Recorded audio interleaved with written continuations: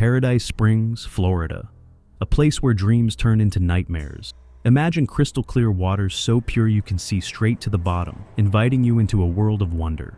Every year, hundreds of divers come here, drawn by its magical beauty and the promise of adventure. But beneath this peaceful surface lies a deadly secret. The caves here are like sirens, calling inexperienced divers into their depths with false promises of easy exploration. Just like Jake and Lisa, many divers mistake its beauty for safety. What looks like a gentle underwater paradise is actually a complex maze of tunnels that has claimed many lives through the years. Don't miss our next thrilling cave exploration story. Hit that subscribe button. As always, viewer discretion is advised. On that fateful morning of September 22nd, 1996, Jake Miller and Lisa Carter made a decision that would cost Jake his life. Picture two friends, certified open water divers, standing at the edge of Paradise Springs, their excitement masking the danger that lurked below. Their diving certificates gave them confidence, but it was false confidence, like giving someone a driver's license and expecting them to race in Formula One. They had basic diving skills, but cave diving? That's a whole different beast. They skipped every crucial safety rule in the book. No guideline rope, their lifeline back to safety. No proper cave diving training, their shield against the unknown. No backup lights, their eyes in the darkness. Instead, they relied on their regular diving experience and gut instinct.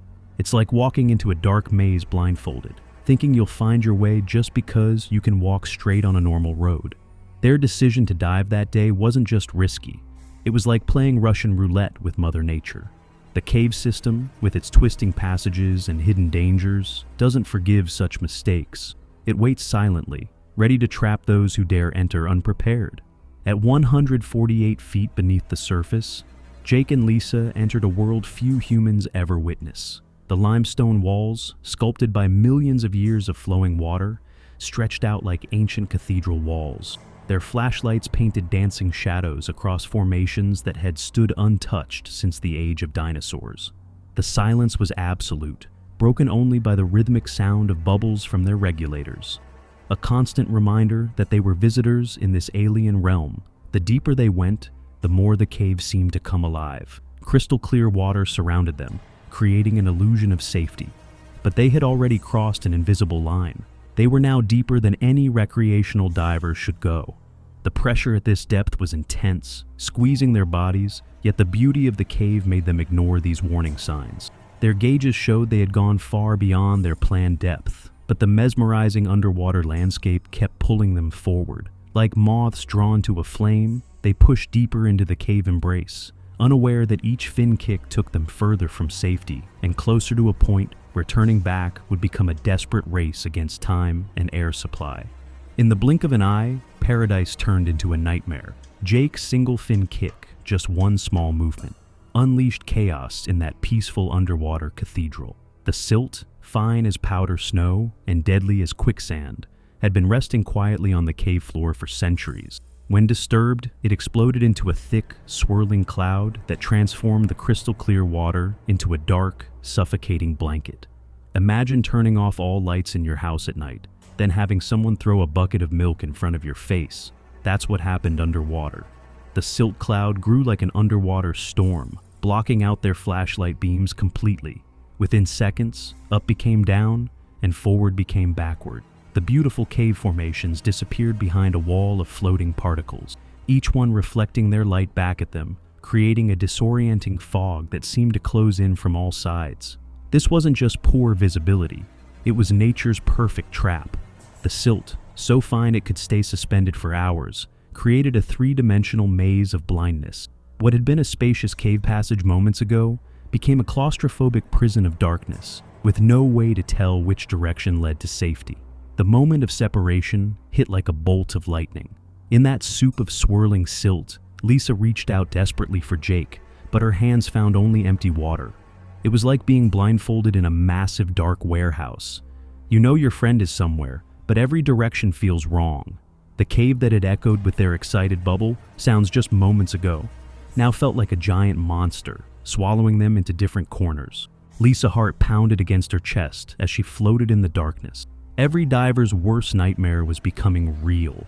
Their bodies, once visible to each other just an arm's length away, might as well have been miles apart. The thick cloud of silt cut them off completely. No visual signals, no hand touches, no way to communicate. Each passing second felt like an hour as the reality of their situation sank in. The cave seemed to grow larger and more threatening with each breath. The silence became deafening, broken only by the sound of their own racing heartbeats and the hollow echo of their breathing through regulators. Without a guideline rope, that simple safety tool they had ignored, they were like astronauts who had cut their tethers to their spacecraft, floating helplessly in a dark underwater space. Jake's fight for survival turned desperate as his body became trapped in the cave's merciless grip. Imagine being stuck in an elevator, except you're underwater, in complete darkness, and your air is running out.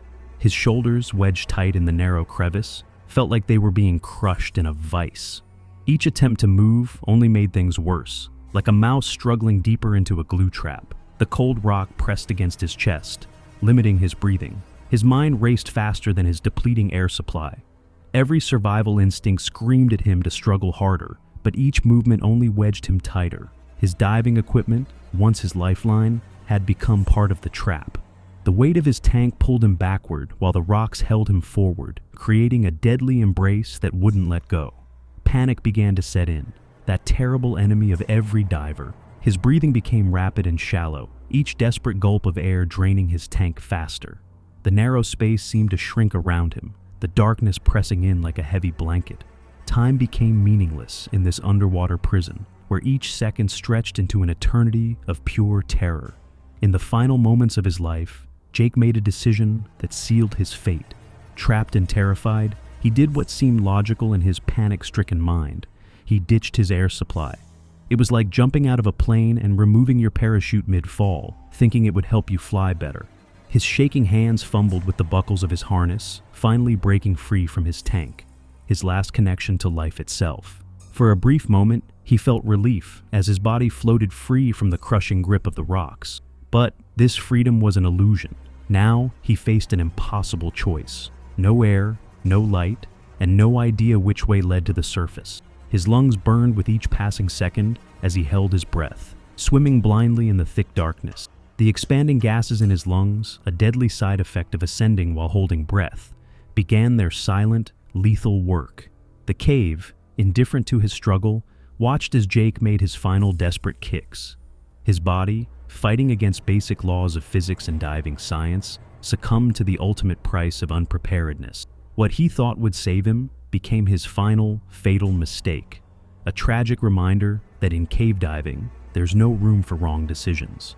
In the depths of Paradise Springs, Jake's story stands as a powerful reminder that nature's beauty can hide deadly secrets. His tragic end wasn't just about a cave that claimed another life.